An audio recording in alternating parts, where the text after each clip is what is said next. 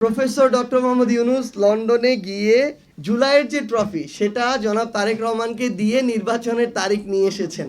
BNP খুব দ্রুত আওয়ামী লীগ হওয়ার চেষ্টা করছে, নাহলে 5 বছরের জন্য নির্বাচিত একটা সরকার অন্তত 5 মাস তো অপেক্ষা করবে। বিএনপি পন্থী কিছু সিলেক্টিভ জুলাই যোদ্ধাকে আমন্ত্রণ জানিয়ে অস্বস্তিকর পরিবেশ তৈরি করার পর্যন্ত তারা হীন চেষ্টা করছে। ছোট থেকে যখন বড় হচ্ছিলাম, মানে স্কুলে যখন পড়ছিলাম, মাত্র স্কুলে যাওয়া শুরু করেছি, 3, 4, 5-এ পড়ি আমরা। এই বয়সের অনেকে এখানে আছি। তো তখন 2006 সাল শেষ হলো আর কি। 6 সালের পর থেকে 26 সাল মধ্যবর্তী প্রায় এই 20 বছরে আমরা বিএনপির শাসন দেখি নাই। বিএনপি কেমন, কিভাবে তারা দেশ চালায়, সরকার পরিচালনা করে, এগুলো আমরা আওয়ামী লীগের মুখে শুনেছি, এগুলো আমরা মিডিয়ার কল্যাণে শুনেছি, এগুলো আমরা বিভিন্ন বইয়ে পড়েছি। কিন্তু সবসময় একটা জিনিস মনে হতো আর কি, যে আজকে থেকে 3, 4, 5 বছর আগে যে বাংলাদেশের বড় দুইটা রাজনৈতিক দল তো তখন আওয়ামী লীগ এবং বিএনপি ছিল। তো মনে হতো যে একটা রাজনৈতিক দলের শাসন আমল তো নিজের জীবদ্দশায় অনেক দেখলাম, আরেকটা দেখার সৌভাগ্য হবে কিনা, হলে আসলে তুলনা করা যেত যে কে তুলনামূলক ভালো। কিন্তু এখন দিনে দিনে বিএনপি তাদের কাজের মধ্য দিয়ে এটা প্রকাশ করছে যে তাদের যে আসলে অবস্থা, এই অবস্থা এটা তুলনা করার না যে কে কার চেয়ে ভালো, বরং এটা তুলনা করা কিছুটা যেতে পারে যে কে কার চেয়ে বেশি খারাপ। আমরা সেদিন সংসদে একটা অপচেষ্টা দেখেছি, এবং এই অপচেষ্টার একটা ডকুমেন্টও ভিডিও আকারে পরবর্তীতে সামনে এসেছে।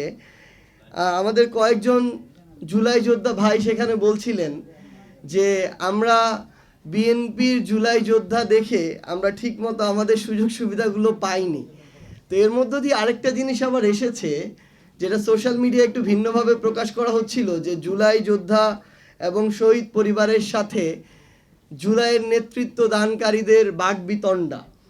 তো পরক্ষণে ওই ভিডিওটা যখন আসে তো আমরা বুঝতে পারি যে বিএনপির চিন্তাভাবনা এবং চেষ্টাটা এখন এতটাই অপচেষ্টার দিকে গিয়েছে যে বিএনপি পন্থী কিছু সিলেক্টিভ জুলাই যোদ্ধাকে আমন্ত্রণ জানিয়ে তাদের সাথে অন্য রাজনৈতিক দলের কিংবা এনসিপি কিংবা বিরোধী দলের নেতৃবৃন্দদের একটা অস্বস্তিকর পরিবেশ তৈরি করার পর্যন্ত তারা হীন চেষ্টা করছে সংসদের মতো জায়গায়।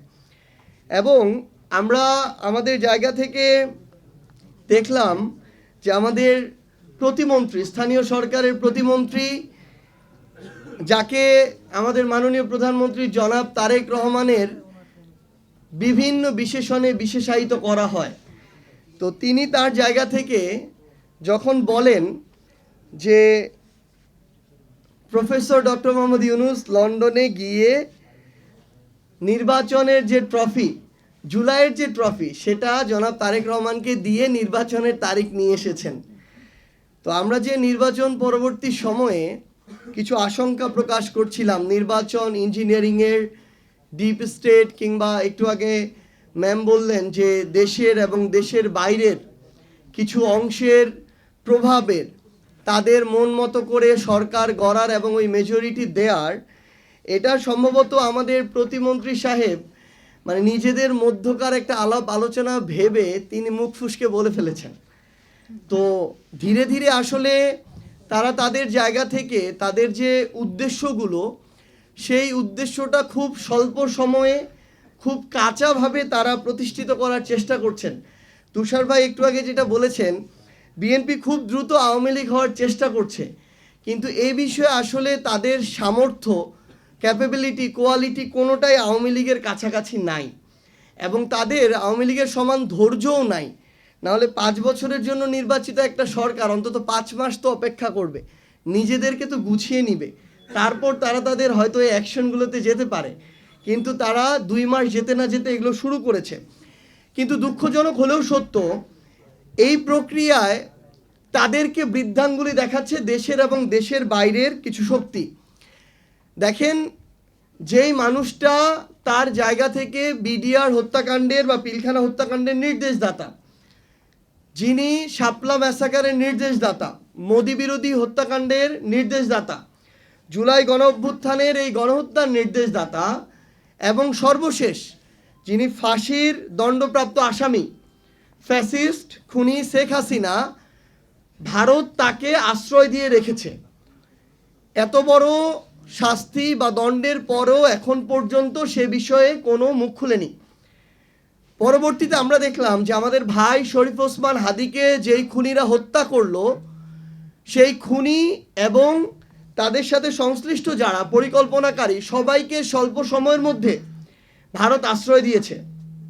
দেওয়ার পরে এটা খুব স্বাভাবিকভাবে ভারত চাইলে তখনই তাদের জায়গা থেকে এটা প্রকাশ করতে পারতো যে তাদের কাছে আছে, কিন্তু না, এটা করেনি।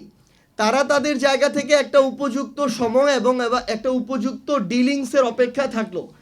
আমরা দেখলাম বিএনপি যখন নির্বাচিত হলো সরকার দল হিসেবে, তখন তারা প্রকাশ করলো যে খুনি যারা আমাদের ভাই ওসমান হাদিকে হত্যা করেছে তারা তাদের কাছে আছে, তাদেরকে গ্রেফতার করার একটা নাটক সাজানো হলো।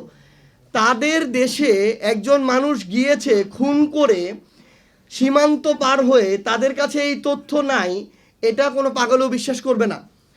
সেখানে তারা এখন আবার আরেকটা নাটকের তৃতীয় পর্ব শুরু করেছে। ওই অপরাধীদেরকে তারা গ্রেফতার করলো, এরপরে বাংলাদেশের সরকারের সাথে যে কোনো প্রক্রিয়া যত দ্রুত সম্ভব তাকে তো বাংলাদেশের কাছে হস্তান্তর করার কথা। তিনি যে হত্যাকাণ্ড ঘটিয়েছেন এটা বাংলাদেশে, তিনি নাগরিক বাংলাদেশের, তার অপরাধ বাংলাদেশে, ঘটনাস্থল সব কিছু বাংলাদেশে, অথচ এখন নাকি সেখানে জিজ্ঞাসাবাদ, রিমান্ড, বিচারিক প্রক্রিয়া শুরু করার একটা নাটক মঞ্চায়ন করা হচ্ছে। এবং আমরা আসলে জানি না যে আবার কিসের বিনিময়ে আমাদের বিএনপি সরকার কি দিয়ে কখন তাকে বাংলাদেশে নিয়ে এসে তার বিচার নিশ্চিত করবেন। এখানে গুরুত্বপূর্ণ একটা বিষয়, আজকে বাংলাদেশের পররাষ্ট্রমন্ত্রী ভারতে গিয়েছেন বাংলাদেশের সাথে ভারতের সম্পর্ক স্বাভাবিক করার উদ্দেশ্যে। খুনি হাসিনাকে আশ্রয় দিয়েছে ভারত, শহীদ ওসমান হাদির হত্যাকারীদেরকে আশ্রয় দিয়েছে ভারত, বিগত 16 বছর বাংলাদেশের উপরে আধিপত্য চালিয়েছে ভারত, বিগত পুরো সময় আওয়ামী লীগকে ব্যবহার করে বাংলাদেশ থেকে নিজের স্বার্থ হাসিলের সকল পায়তারা চালিয়েছে ভারত। সেখানে সম্পর্ক স্বাভাবিকের প্রক্রিয়া কিংবা সেই কার্যক্রম তো তাদের উদ্যোগ নেওয়ার কথা, তাদের আসার কথা ছিল। তা না করে আমরা দেখি যেই বর্তমান পররাষ্ট্রমন্ত্রী এর আগে তারেক রহমানের সাথে বসার বা ডক্টর ইউনূসকে বসিয়ে দেওয়ার উপহার স্বরূপ বর্তমানে পররাষ্ট্র মন্ত্রণালয় পেয়েছেন, তিনি আবার সম্পর্ক স্বাভাবিক করতে গিয়েছেন।